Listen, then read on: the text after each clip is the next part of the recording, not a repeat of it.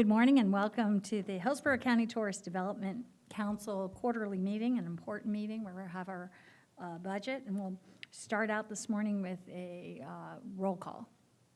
Mr. Barton? Thank you, Madam Chair. Kemp? Here. Antonaccio? Here. Bartholome? Here. Castor? Here. Collier? Here. Gonsmart? Here. Kilpatrick?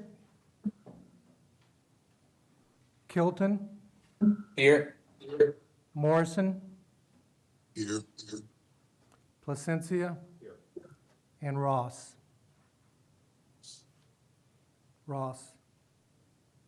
Okay, Madam Chair, we only have two missing, and they are virtual. And we do have our required 6 in-person TDC members in order to take votes today.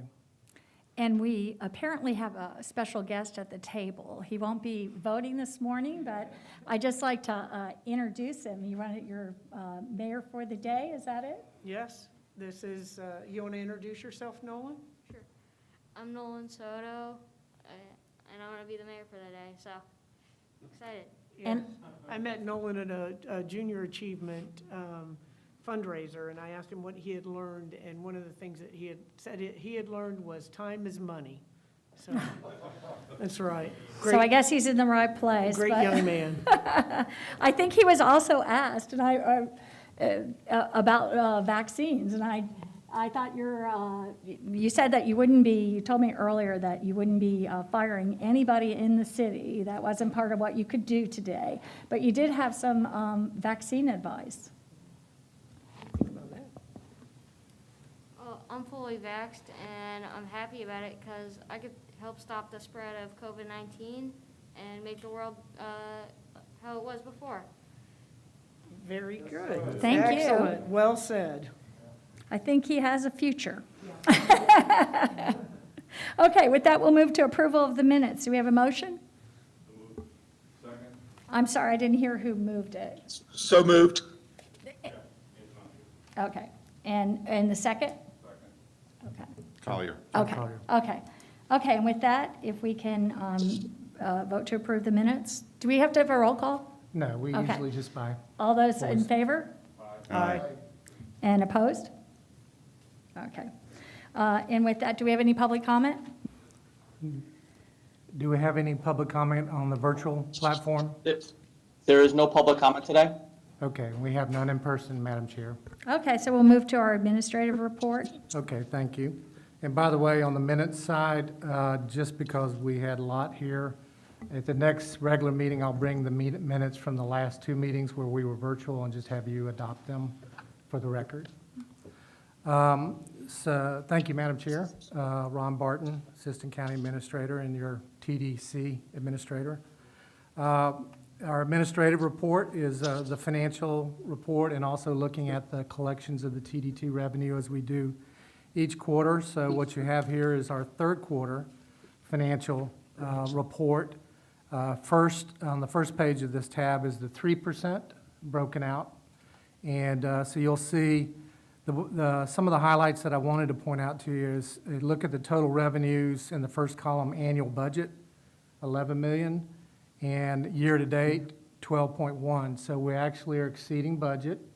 That's a good thing, and we can talk about allocations of that. But historically, what that'll do is drop into our reserves, and then we can make determinations. So good news is, unlike the last, 14, 15 months, we actually are on a good trajectory. And you'll see that when I talk about the TDT revenues. Again, we go through all of our contractual relationships with Tampa Bay Sports Commission, the CVB, and their various initiatives, which are not only their baseline funding, but also their work with the other entities and venues in our community and out-of-area marketing. Then also you'll recall, and I've said this each time, Plant City was gracious in working with us during COVID. So you won't see an expenditure for the sports complex this year for Plant City. We just wanted to, it was something we could hold to the side as a safety net. And they are going to be moving forward with that project in the coming fiscal year, and you'll see that in my budget. And then the host committee, we've made all of our payments to the Sports Commission associated with the Super Bowl. So we're in good shape financially, notwithstanding the events around us. And I also have good news, and I know Santiago does too, as well as trend lines on our industry. If you will, go to the next page, this front and back in our package. This is the 6-cent financial report for third quarter. Again, a much smaller amount, so we are up on the revenue again. You'll see that we're exceeding budget. It's a much smaller number because it's a 1 cent or 1%. So you're not going to see as big a gain in terms of excess. Again, 3 major items are in this bucket. The Convention Center project, a contract that we have with the City of Tampa on improvements to the Convention Center, and it's a matching program, and we've made those expenditures. The Tampa CVB, that was when we approved the 6 cent, both you made a recommendation and the Board of County Commissioners approved a percentage of the 6 cent always going to Visit Tampa Bay just to ensure additional marketing dollars. That's what this is. And then there's a cultural and attraction-based. When we brought forward the 6 cent, we proposed that category so that we could do awards for capital programs for cultural facilities. It's the other area that I basically pulled the plug during COVID. Frankly, I worked with all of the venues, and they weren't going to move forward with any major capital projects anyway. So that was our safety net in the 6 cent. And that's why you'll see 0 through the end of the year, but we're going to pick that up again in the new 22 and 23 budgets. So all in all, we've weathered the storm well. We did a few contingency things that protected us, and we're in good shape financially there. If you will, turn to the next page, and you'll see the collections data that we always share with you each quarter. This is the full 1 through 6, so this is the total amount. Reminding you, in each of these, we highlighted in yellow, that's when we started collecting the 6 cent. And so in this case, it's hard to do a comparison because you upped your collections by 1 cent. But you can see that. It's probably better illustrated when we go to the next page. And you'll see the 3 cent because that's an apples to apples comparison. And so one of the things we've had to do that's been unique to COVID, if you'll look in the left-hand column called annual change, it's actually monthly year-to-date changes. We actually had to add a new percentage calculation for you because you'll see that we started tracking positive. So let's go to April, and you can see the 56% above last year. But remember, it was a COVID month by then. And so you can see May and June calculations are kind of nonsensical because we're starting to rebound, but it was against some of our worst months in the industry.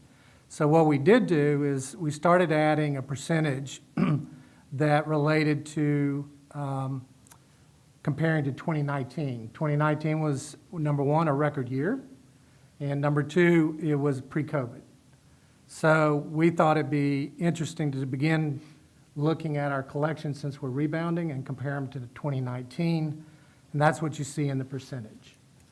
By the way, in my copy, we also got the July data, and here's the soundbite for that one. July data is 33% above July of 2019. So you can see almost 2% above, 11%, and now almost 33%. So we hope that continues. We yet to see what impacts Delta variant might have on the tourism industry, but so far, so good. And so that's good data. We give you graphs, and I will just, the most meaningful one is if you'll turn to the second page of the graphs. So it'd be on the back page for those of you here. This is the best graphic presentation because it shows 2019, 2020, and 2021. And so it's a fascinating sequence of events with 2019 being a record year. So if you look at the gray first, that was a record year, and you can see that performance. And we have seasonal fluctuations, obviously. But then you add on 2020 and you see the drop off the cliff. That's the one in the blue. And then continued through all out the course of the rest of 2020. Interestingly enough, look at 2021. And you can see, obviously, we started flat in the fall, but we started to rebound. Now we've flattened out a little bit, but we're still at a pretty high level. And we don't have July on this graphic, but obviously another record month. So it's a fascinating graphic just to understand pre-pandemic, full pandemic, and then some of this recovery. So I think it's a good illustration. Really with that, Madam Chair, that's my normal administrative report, and I'll transition to the budget, but I want to open it up and see if anybody has any questions. Are there any questions, any comments? I don't see any virtually as well. Okay. May I move on to the next? I think it's a little bit of a relief to see that we're doing better than I thought, so. And the good news is when Santiago speaks, he's got real-time data like our hoteliers do. And so he's even, day to day, week to week. And so he may speak a little bit to, but basically when we've talked, so far so good, knock on wood, the impacts of Delta variant have not been significant. And let's hope that stays the same. Madam Chair, at your direction, I can move forward to the next tab. So as we do every 2 years, we mirror the county's 2-year budget process. And so part of what your obligations are as the TDC is to adopt a budget for the tourist development tax, in this case, the 3 cents and the 6 cent. As you well know, the 4 cent goes to the stadium and other venues there, and the 5 cent goes to the arena. We work with budget on the projection of gross revenue to collect. You'll see that a little bit later. But basically, those are spoken for in debt service obligations and contractual obligations. So we just don't present them here. And so we'll have the FY22 and FY23 recommended budgets for the tourist development tax. So if you could go to the first main table. And what you see here is the 3 cent portion.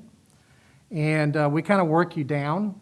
So we start with a net allocation number that's associated with the 3 cent, because we do, as you remember, we have tax collector commissions, we have a reserve requirement required by state statute, and we even have our admin costs associated with administration. And so we start with a net number to allocate to our partners. And so you can see there. So the first thing I want to point out to you is that this budget is roughly equivalent to the 2019 budget. So we're forecasting revenues and awards consistent with the pre-pandemic year that was our best year. Now that's aggressive, but we think that's why we've watched the collections each month, and we actually, sigh of relief when the July reporting numbers came in because they still are maintaining some strength. As I related to you in previous meetings, if we have to, and next year doesn't pan out in terms of revenues versus what we budgeted, we can always go into our reserves just like we did during COVID. I actually, at this juncture, don't anticipate it, but, we will see. So that's my first comment, is this is a very strong budget. It's very consistent with where we were before the pandemic. You can see the awards in the 3 cent. I'll just read them out quickly. So there's the base contract for the CVB. There's the Sports Commission contract. There's the Tampa Sports Authority, which is the amateur sports complex out on the east side of the county. Visitor experience, out-of-area marketing, in the Plant City Soccer Complex. As you see, we rebudgeted because they want to move forward now. So for those that are newer with us, we have worked with the TDC over the years for kind of a formulaic approach to how we allocate it. So we moved away from some of those free-for-all days where we had a pot of money and we were just doling it out. But my point is we've been very disciplined about who our partners are, what the value proposition is, what the nexus is to the tourist development tax, and the nexus to the visitor industry. And so these are our vetted partners that have really delivered for us day in and day out, including through COVID. And so these are the budgeted dollars associated with those for FY22 and 23. You can see those amounts. If I could ask you to turn the page. And then we go a little more granular because we had a category called the out-of-area marketing, and I wanted you to understand the various partnerships we have even within that category. And so you'll see here that we have that visitor experience program that we adopted several years ago, and these are small fundings, but they're important to these entities at the Plant City Visitor Center, the Ybor Visitor Center, and the Railroad Museum in Plant City. Again, touching a visitor in those venues is important to us, and there's a allocation for them.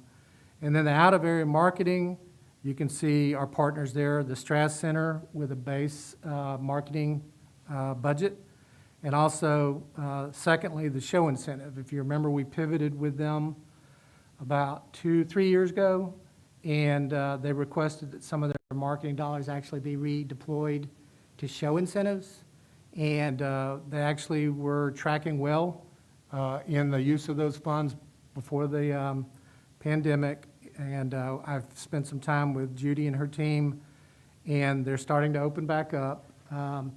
Broadway, other events that are going to travel are starting to open back up, so she's very optimistic about being able to utilize this incentive fund to help the Strass and its facilities start to recover. The TRIO, we've always referred to it as TRIO, but it's the Aquarium, Mosey, and Zoo packaging themselves together and working with Visit Tampa Bay on marketing their venues. I've added a museum co-op this year, or this budget. If you remember, occasionally we'd have small allocations to, say, Tampa Museum of Art or the Glacier Museum. I upped the number a little bit, but made it a co-op, because I do think we've proven through the TRIO effort and through our initiatives with Visit Tampa Bay that co-op engagement with these venues with Visit Tampa Bay can be very powerful. It basically multiplies the money. And so, there'll be Tampa Museum of Art, Photographic Museum, Children's Museum, any of those can participate in that. And then we brought back corporate demand and business branding. Remember, we pivoted before the pandemic to start budgeting some dollars to enhance our corporate demand side. So we cover meetings business very well. We cover visitors and tourism, but we wanted to get an allocation that was kind of laser focused on corporate demand. That's high rate business, and obviously it helps stabilize our local industry throughout certain swings. And so we're happy to bring that back as well as an integral part of our marketing effort. And again, Visit Tampa Bay is point of the spear on that effort, but they also work with the EDC, because if you remember, subcomponent of that was the Make It Tampa Bay, where we were basically trying to market to individuals making choices about where they want to live, but having that nexus between their career and a quality place to live. That's what Make It Tampa Bay is, that brand. And so we want to seed that some more now. And we're very supportive of that. If I could, I go to the next page. And this is the 6 cent. So you'll see the net allocation for 22 and 23 at the top end. And then we have our 3 partners that we've adopted as part of the 6 cent. Visit Tampa Bay with a 30%, which is what you and the Board of County Commission established when we adopted the 6 cent.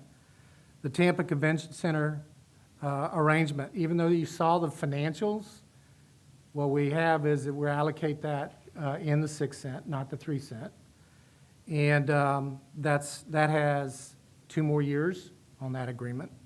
And by the way, we have Rob Rosner with the city that's going to visit with us later to talk about, he reported in the last meeting, what have we done?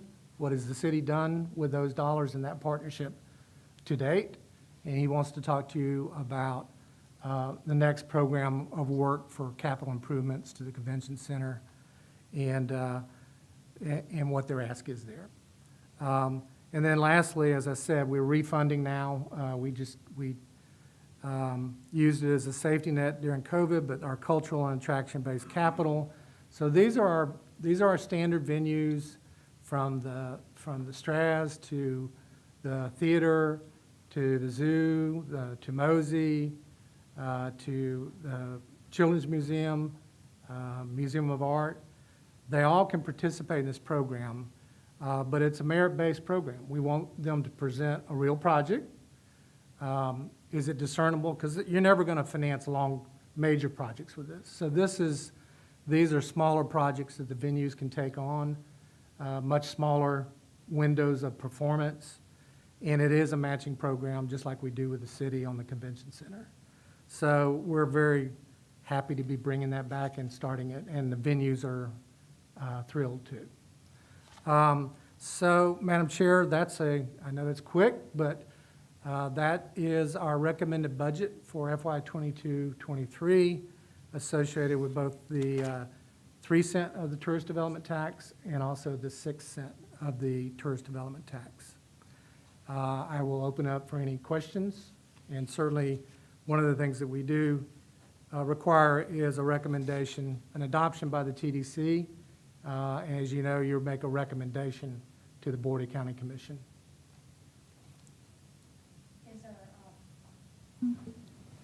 Go ahead. Thank you, Madam Chair. So normally I'm a glass half full person, but I will tell you that, exceeding or meeting 19, as you said before, is extremely aggressive and a little bit concerning for me. I don't know how the other members feel, but I'd like to kind of have that conversation with all of us to see how everybody feels, take everybody's temperature. Obviously, in the short term, over the last 2 weeks, we have seen an impact from the Delta variant. We've seen cancellations in business and transient demand slowing, which won't necessarily be in Santiago's report because he's looking at a much bigger picture and much further out.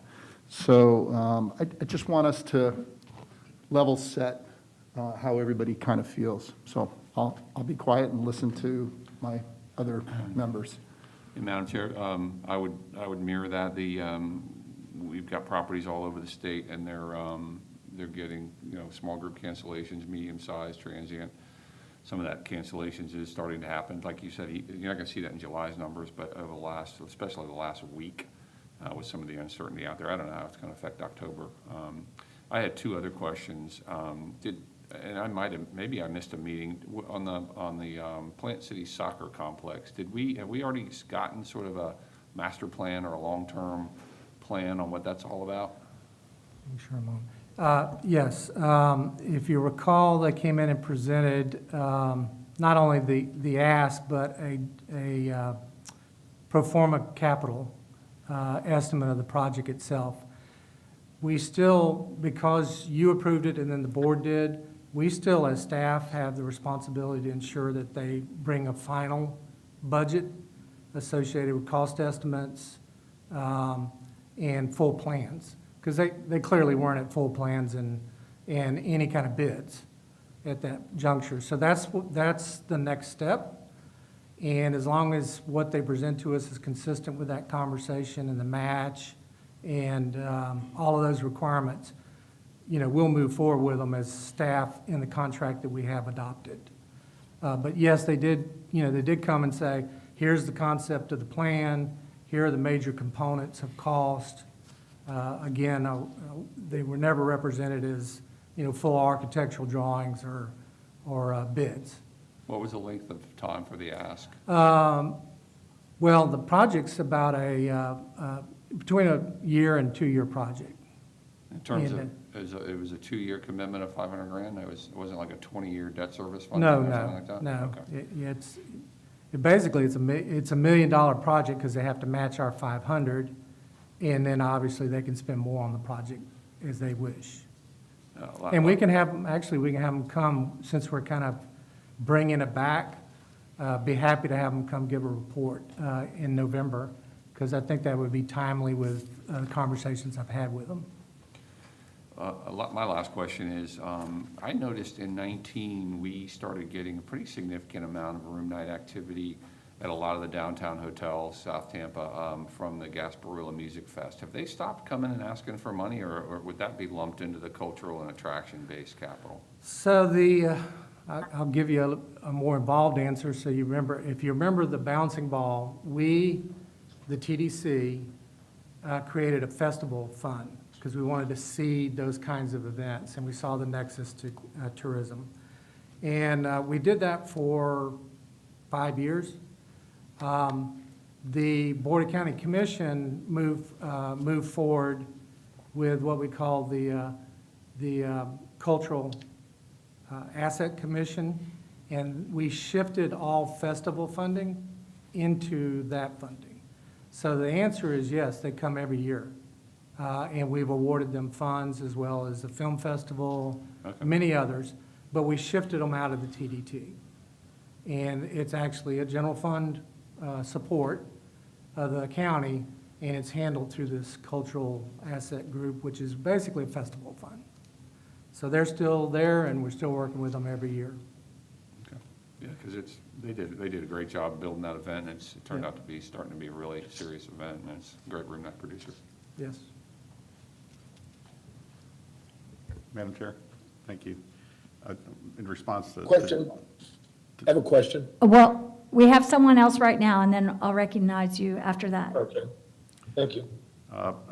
Jim, to your question about, where we're headed and where the numbers are headed, I'm not as, I guess concerned is probably the right word. What we're seeing in a lot of Sunbelt markets is very strong resurgence in particular on the on the leisure transient side. Corporate transient starting to pick up. We're certainly not seeing the group demand emanate at all at this point. We were seeing really good trending until Delta started to pop up. And who knows if you're going to have the Colombian variant or the Lambda variant or whatever impact us. But we were certainly going in the right trajectory until about 45 days ago. In talking to individuals like Scott Gottlieb of the FDA and Dr. Rivke, Surgeon General here in Florida, what I'm hearing, and others here may be more qualified to respond to it, but what I'm hearing is that we should hit herd immunity probably by the end of October. So I'm hopeful that we'll be able to put 90% of this behind us by the end of that period. With regard to the budget, the 19,148 and into next year, and Ron, correct me if I'm wrong, that's distributed or disseminated on a pro rata basis. So that if we only make 18 million rather than the 19,148, it'll be distributed on a pro rata basis to all these groups. Or there's no formal commitment to distribute that particular amount. So I think we're covered there in that regard, and I think everyone understands it. We're throwing darts at a dartboard, and they're landing way the heck over there these days because you're doing your best. So, thank you. Mr. Barton, I know you, and we'll get to you, Mr. Morris, and Mr. Gonswart, but I just wanted to provide some additional context, and thank you, Jim. I think great question. We are wringing our hands through the course of this budgeting process. So I think there are a few things. Lou just hit the nail on the head. Just like in COVID, we made adjustments on the fly. Sorry, I'm back online. I'll start over. So a couple of other things to give you some comfort level. Lou just hit the nail on the head. Just like we did in COVID, we made decisions on the fly. We told partners, can you stop spending? Or can you adjust your spending? We make a huge difference with our relationship with Visit Tampa Bay because they are a big chunk of it. And Santiago has always been a partner with us. So the first point I'd make is just to reinforce Lou's comment that if it looks dire, we will make adjustments immediately and we can prorate. In fact, our contract with Visit Tampa Bay is very specific that way because we knew it was the biggest number. So we have a contractual ability to adjust it. The second is, and I thought it would be a much more involved conversation maybe a month or two ago than I think we need today, but there are two mitigating things that we can do. We have a reserve. We still have strong reserves. We pulled $4 million out of reserves to Visit Tampa Bay to kickstart the recovery. We used some CARES dollars with Visit Tampa Bay to kickstart the recovery, but we could always stay at the aggressive budget and make an election to use reserves to keep things moving. The second is we obviously, with the approval of the Board of County Commission, we could always use some ARP dollars. So let's say we tanked, but we still think it's important to continue the funding. There could always be ARP because that's allowable in the language. There's very specific language in there for tourism and visitor marketing. I actually don't anticipate. 4 months ago, I was formulating my ask to Bonnie and the board. I actually am I don't think we'll have to use ARP or make an ask for ARP. So, and said another way, we hope we can, if we do use some ARP money, it's into direct marketing as a bonus.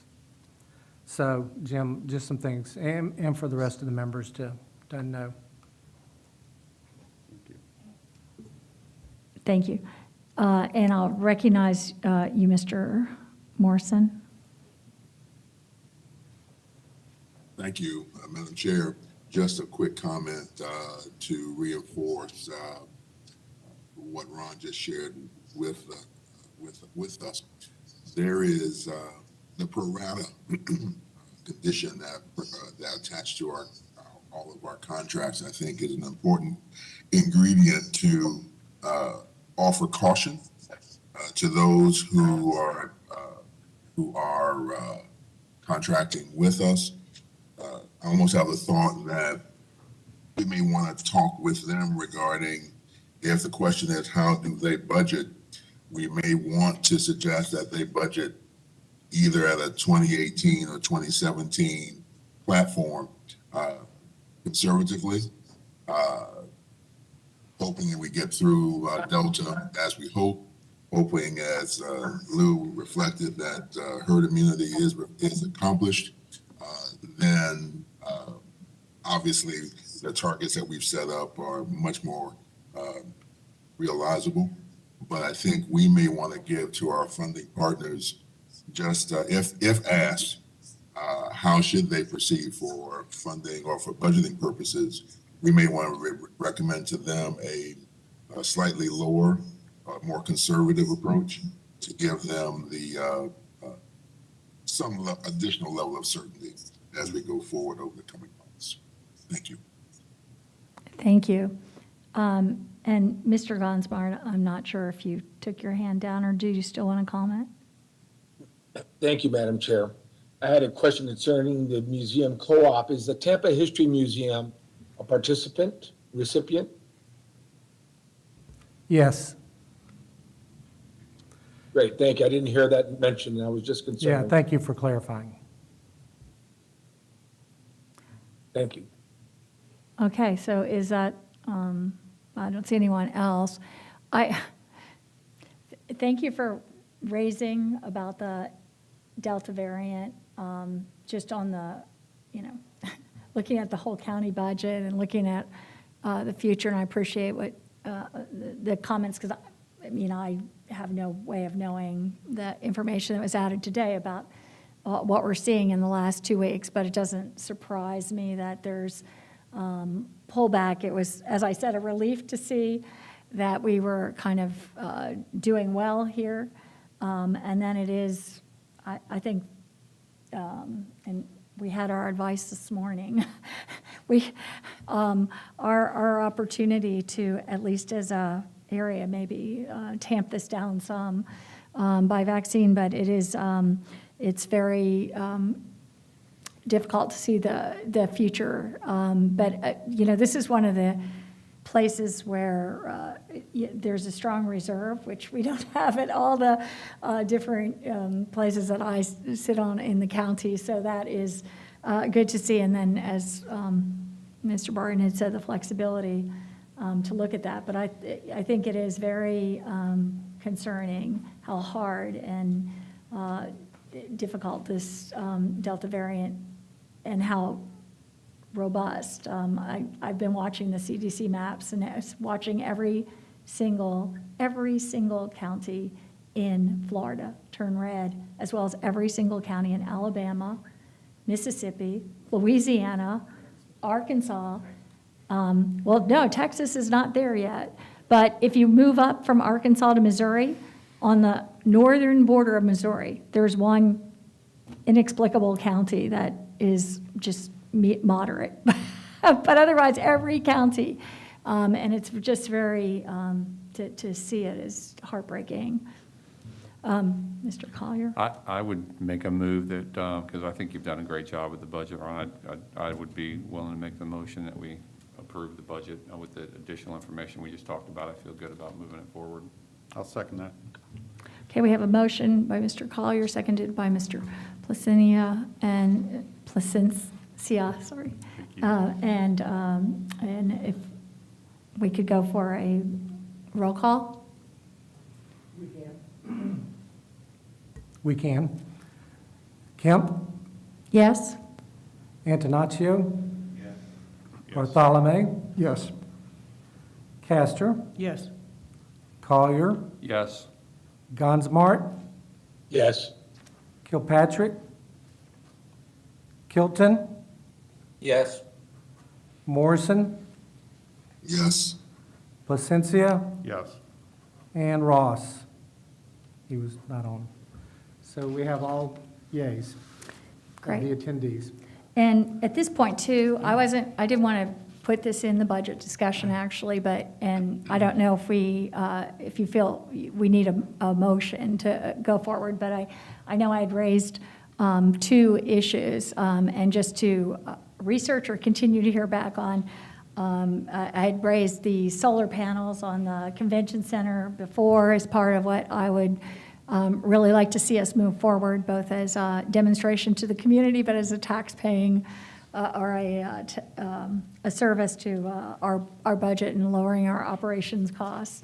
And you had said that they're looking into that, but I'd just like to bring that back again, raise that point, because I know as this goes back to the board, I would be raising that as well.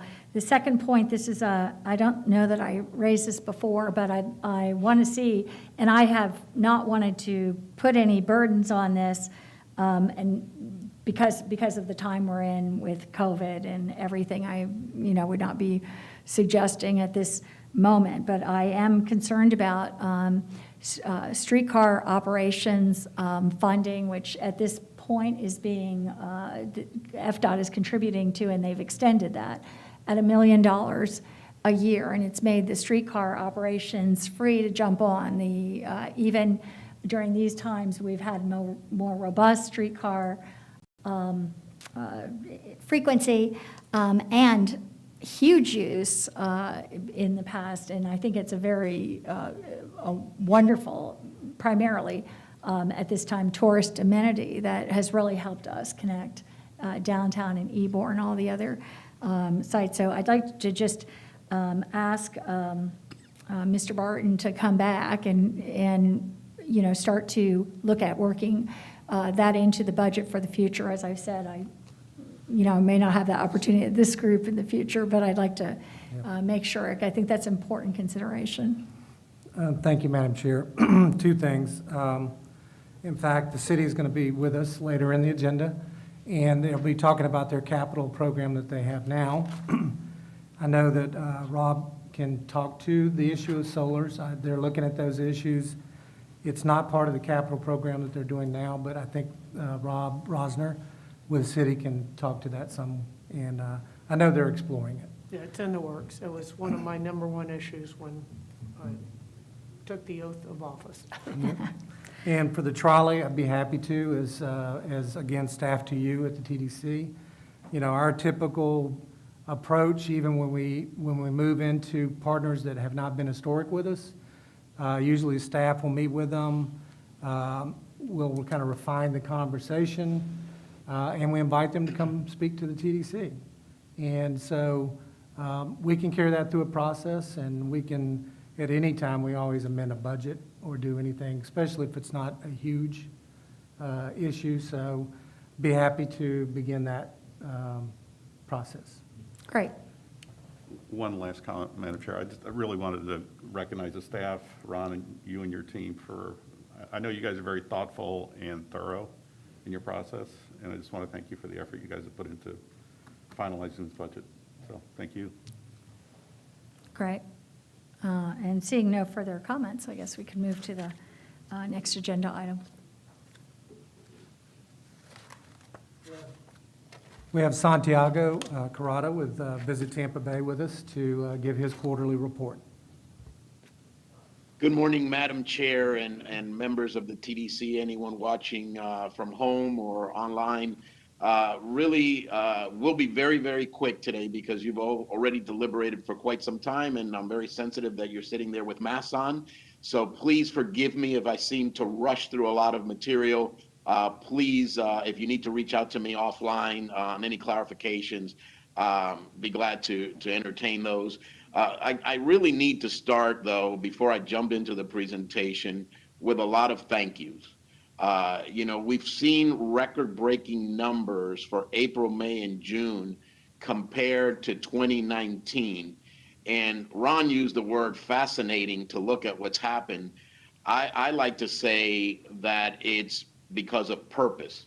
The TDC had the foresight to release $4 million from its reserve that we matched through our budget to make sure that at the beginning of this fiscal year, we were out there marketing and selling the destination. Prior to that, Madam Chair, you and your colleagues allowed some of the CARE Act dollars to also be matched by Visit Tampa Bay dollars that were in fact there because of the staff cutbacks, the salary reductions, and the cost reductions we put into place when the pandemic started with the leadership of our board. And so we really put those dollars to work. And let me remind everyone, you know, April of last year was the bottom of the barrel, but every month after that, we saw increase. And now we're sitting at record-setting numbers. And yes, no one knows what's going to happen. You know, Lou saw me do a presentation not too long ago on Bob where I used the old magic 8-ball to answer questions because, you know, prognostications and predictions are all over the place. And so we can only play off of what we know. And so I really, really want to thank Ron and Bonnie and his team, you all on the TDC, our BOCC, because I think we're in a place because of the efforts that were made early on to invest in marketing. And if you don't believe marketing works, the numbers speak for themselves. Lou and some others know these numbers are not happening everywhere. In fact, some of my colleagues won't allow me to visit their hometowns because they don't want me talking to their press and talking about our numbers compared to their local numbers. And I can tell you, Pinellas announced a record-setting June. We've just announced a record-setting June. July is very, very strong, as you've heard from Ron. And August, even with the variant, hotel occupancy is hovering around 70%. So again, maybe a little bit off of what we've seen in June and July, but not a huge impact. So again, thank you, because everything has been purposeful. You've given us the dollars, and our industry and our team at Visit Tampa Bay has put those dollars to work to have the results we're seeing. So I'm going to go through these slides very, very quickly. I don't know if you can see the screen, or not. So I'm just going to look off of my deck here. The first slide is looking at our county compared to Florida in the U.S. on those key performance indicators of occupancy, ADR, RevPAR, revenue. You can see that the percentages are off the charts because that's comparing us to an abnormal year in 2020. The next slide, though, looks at those comparisons versus 2019 for the month of June, and you see that across all indicators, average daily rates, RevPAR, revenue, the numbers are up. And, you know, I know where Jim and Joe are coming from, but the other thing that is important for us to realize is that our 4 submarkets were impacted differently by the pandemic. And so you'll see that in some of the slides where some of the properties that Joe and Jim operate are in submarkets that were affected quite differently than what we've seen in East County and North County. So again, the next slide looks at how we compare for June against our competitive set. On occupancy, obviously, Fort Lauderdale and Tampa Bay, and this is Tampa, Hillsborough County. It says Tampa Bay, but it's not Pinellas County. Right near the top, you look at the next slide with average daily rates. You see that, you know, people are coming on now. For a few of these presentations, we were in number 1 or number 2 position, but you can actually now see other cities starting to come back, others better than some. And then under revenue per available room, you see us still tracking very, very well there. And you see who's ahead of us, Fort Lauderdale, Nashville, and Austin on revenue per available rooms. That's June. Next slide is Hillsborough County for the quarter, April, May, June. Again, April, May, June of this year compared to April, May, June of last year. And obviously those percentages are off the charts. But the next slide, we want to look at 19. And you see there for occupancy, what occupancy has done for the third quarter in 19, 20, and 21. So the progression continues to be in the right direction, as Lou has mentioned. You see again average daily rates for on the next slide for 19, 20, and 21. So you again see what's happening there. And then revenue per all available rooms. The next slide for the third quarter comparing 19, 20, and 21, you see the motion there. And then if you look at revenue, and we talk about revenue, all revenue, this is all revenue from Smith Travel Research, Inc. We've added over 2,000 rooms to the inventory in Hillsborough County from December of 19 through the current time. So you will see there that there is a big jump in total revenues, and that's because we're seeing the addition of those rooms and those collections, which is critically important because in spite of the pandemic, in spite of the Delta and the things that we're missing, you know, we've talked about corporate business travel and group demand and obviously international visitors, we're still doing very well in filling those additional rooms. So again, you can see how well we're doing there. And then back to the point I was making, you know, when you look at the submarkets in the next slide, and you look at downtown, and I see it's up on the board here, you see how downtown has done during this third quarter. And that may be a property that is representative on the TDC. If you go to West Shore and you see the next slide, you see how they have fared during this third quarter. And again, compared to the quarter of last year, which is a non-comparison, but the actual numbers you see there. And then you flip over to East County, you see a big difference. You see a big difference in this slide on occupancy and percentage change compared to West Shore and downtown. But they are part of the county, so they enter into our full county numbers. And then if you look at North Tampa Bush, again, you see a difference between North Tampa Bush, East County, and downtown and West Shore. And again, it has to do with the business mix that we have that happens in Hillsborough County. Group, corporate, transient, leisure, international. It matters when you look at these submarkets. Next slide is, you know, for us really fascinating. We call this the health of the patient. And you see what's been happening with hotel revenues based on what Smith Travel Research, Inc. tells us. And again, this is looking at how that heartbeat is returning, and you can see, that big spike. We've talked about Super Bowl, but then you've seen how healthy, those revenues have remained through July. Conventions and meetings, next slide, please. Great story. I know with the variant, we need to be very, very careful, but we're very bullish about the groups that are still to come to town this year. We just had dermatologists in town, and they had relocated here from New York. We have a number of big groups coming in. Dermatology held very, very strong. We have Connect Marketplace in August.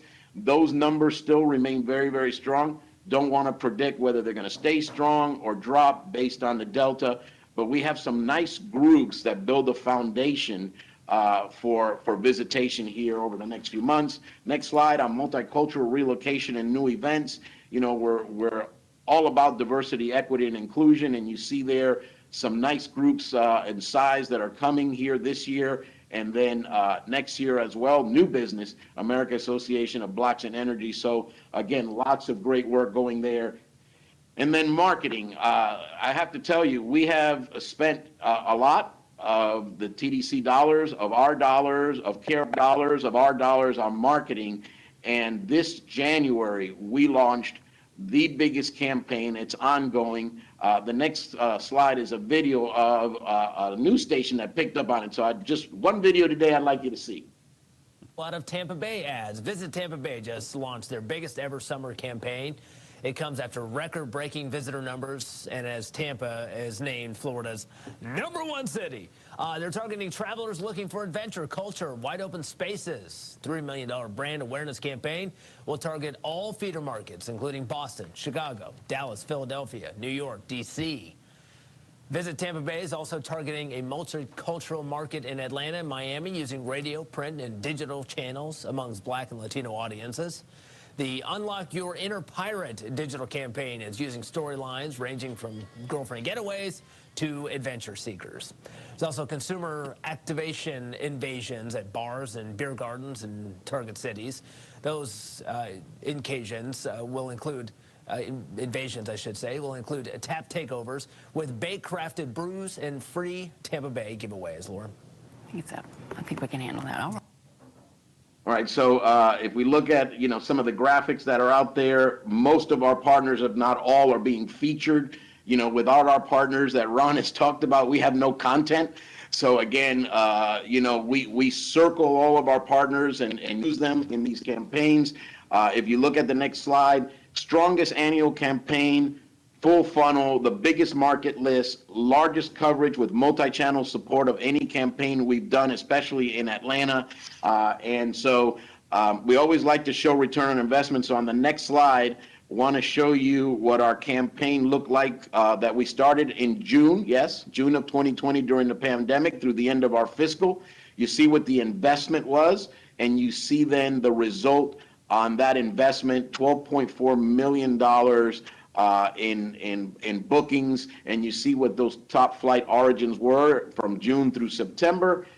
Next slide shows new fiscal year, October through June so far, the big campaigns where we've invested, those reserve dollars with our dollars, and there you see again the return on that investment. You see where people are still coming from through June. Flying into TPA. So again, great return on those investments. And then the last few slides, I'm going to run really, really fast through. A lot of folks ask us, well, what's the economic impact of tourism on the rest of the city or the county? And here's a snapshot. These are great snapshots to use regarding the overall impact of tourism. And believe it or not, it's not just hotels that benefit from tourism. They're the only ones that are contributing to what we do.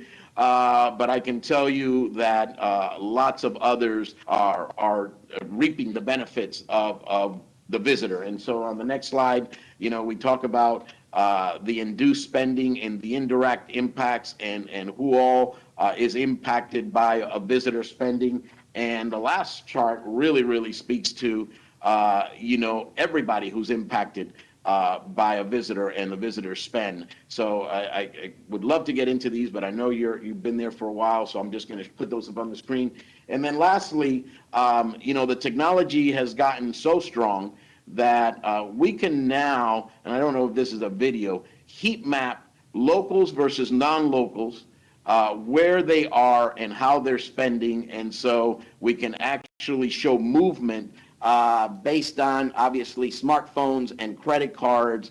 So, the technology is so significant now that through those ads that I just showed, we can follow a consumer from the moment they click on an ad to the moment they book a room in a hotel. And so we can directly attribute it to that marketing. So again, I want to thank this board, our county commissioner, Madam Chair, our mayor, the entire team for supporting what we do and allowing us, as Bob Morrison says, to be the engine. The fuel is the dollars, but to be the engine to create this impact. And I know it's fascinating, but I also know that those April, May, June numbers are purposeful and intentional based on the dollars that have been embedded and the work that's gone on. That is Great. it, Madam Chair. Thank you. I always get fascinated by these heat maps. It's pretty amazing that they can do that now, and it's interesting to see. I don't know if there's anyone else, my screen went down here, with any questions or comments at this time. Seeing none, I can move on to the City of Tampa Convention Center. Madam Chair, if I could, just introduction. We have Rob Rosner with the City of Tampa.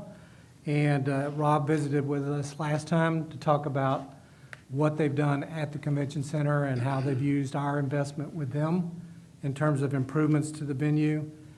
Today, he's before us to talk about what they want to do now next in the future and what's involved in that. And then they are making a request for us that is, I'll reconcile the issue. The request is not inconsistent with our budgeted amount because we do a $2 million budget for the convention center that backs our current contract. And so there's a placeholder there because their ask is really a future ask. But I'll let Rob, get into that. Thank you. Good morning, and thank you. I want to echo the same thanks that Santiago had for supporting the efforts that we have to support this industry. Again, thank you for having us this morning, and I wanted to draw attention to this additional request for funding today. Next slide. Can we get the slides pulled up, please? We can go to the second slide since we cover. So just a brief overview of what we're going to cover today. This is a presentation that will briefly review each of these with you, as much as this presentation is similar to the report from May. Next slide, please. We have included the history Sorry, of funding. Rob. This is Ron. Can we maximize the slides? Thank you. Thank you. All right. Let me start again. So we're on slide 3. We have included the history of the funding to date to show the depth and breadth of our activity and partnership with you in renovating the Tampa Convention Center. Next slide, please. We shared much of the progress of the improvements completed to date during the May report. Although I would like to highlight a few of the sustainability improvements that were incorporated in the design and construction. These include LED lighting replacements, which represents a significant sustainable and energy savings win. We've done gas conversion of the kitchen equipment, which presented significant annual cost savings. We've completed HVAC handler rebuilds that greatly improve our efficiency in the air conditioning of the building. And the restroom improvements include water-saving fixtures and touchless systems to reduce paper product usage. Next slide, please.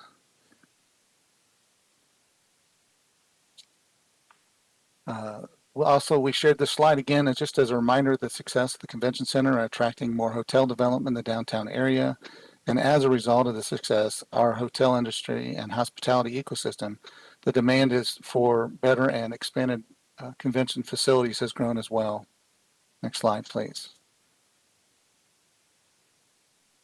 This is just another quick reminder of the work that's been going on around the convention center and the steady progress towards being holistic in both interior and exterior improvements. Next slide, please. So this slide just shows a little more detail, the exterior improvements completed and forthcoming, and we shared this last time. So next slide, please.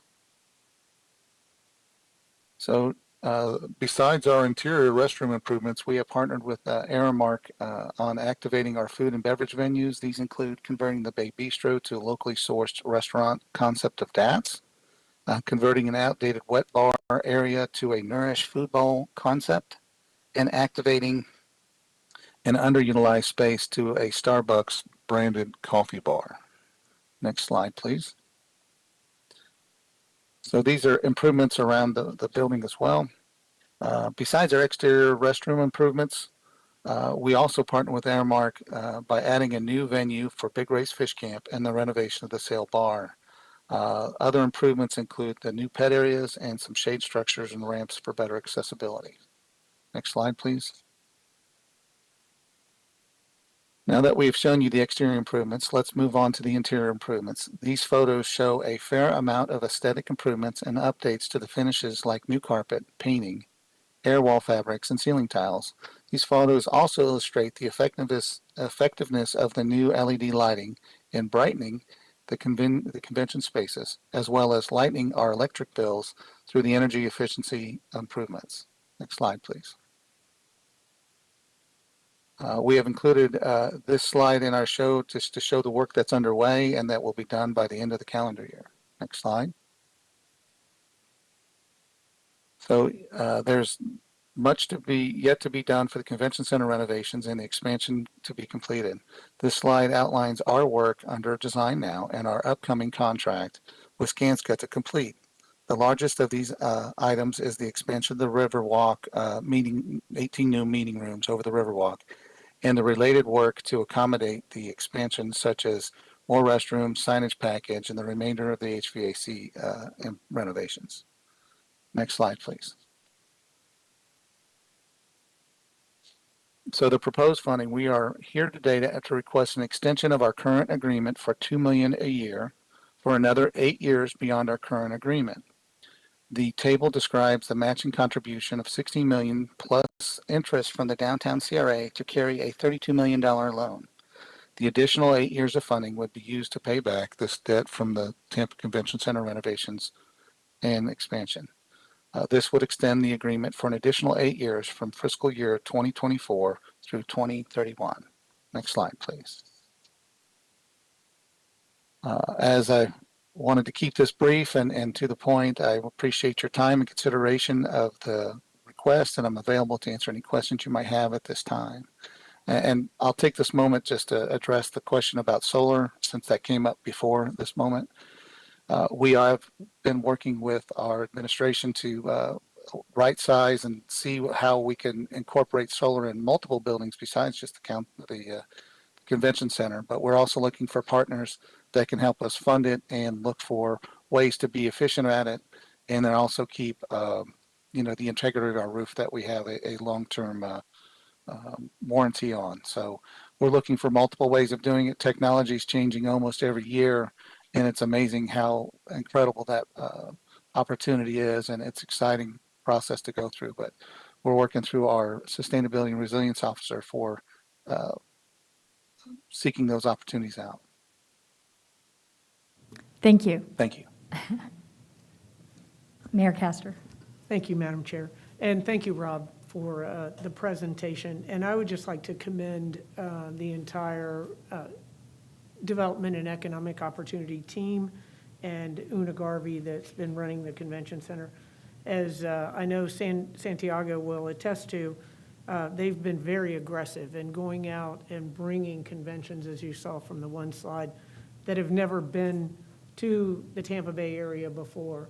And so we are bringing in new conferences, conventions, new groups that haven't been exposed to our community.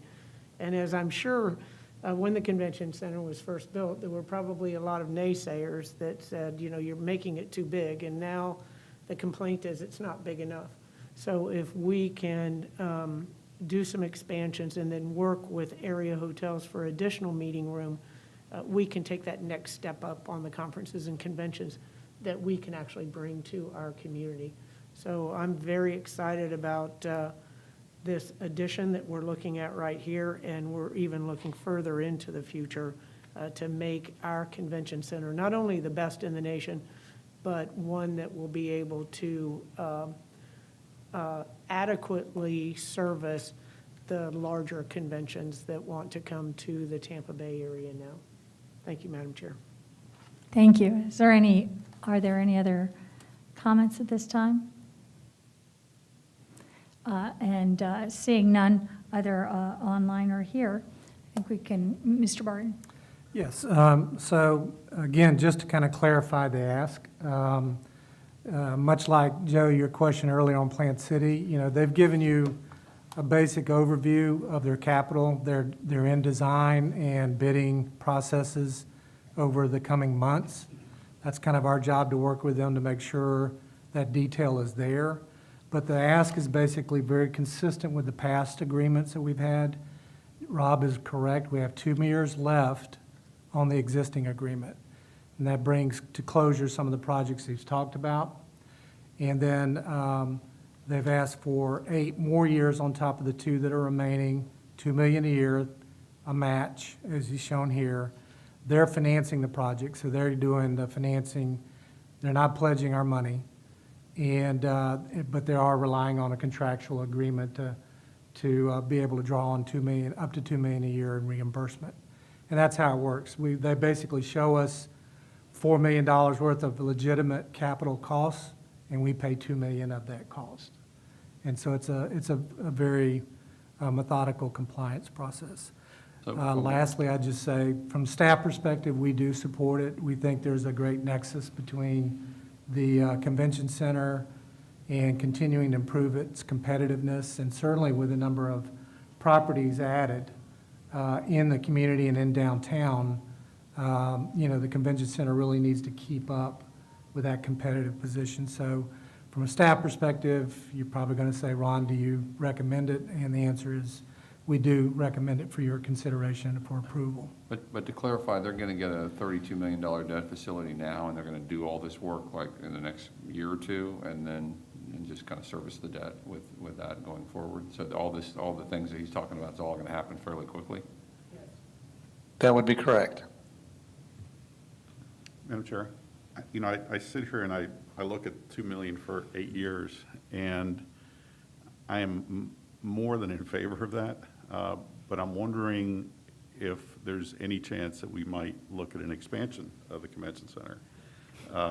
Funny you should mention that. At some point within that 8-year period of time. Yes, hopefully we will. We are exploring the possibility of that now, and you know, whenever we solidify, we will move forward, bring that to the board and to the community as well. There's so much unaccommodated demand for this facility in this market. Now that we've got almost 3,000 new rooms in the market in the last, 28 months. And now you've got a great core of hotels surrounding that convention center. So there is a tremendous amount of that unaccommodated demand that we could pick up if we had a larger facility there.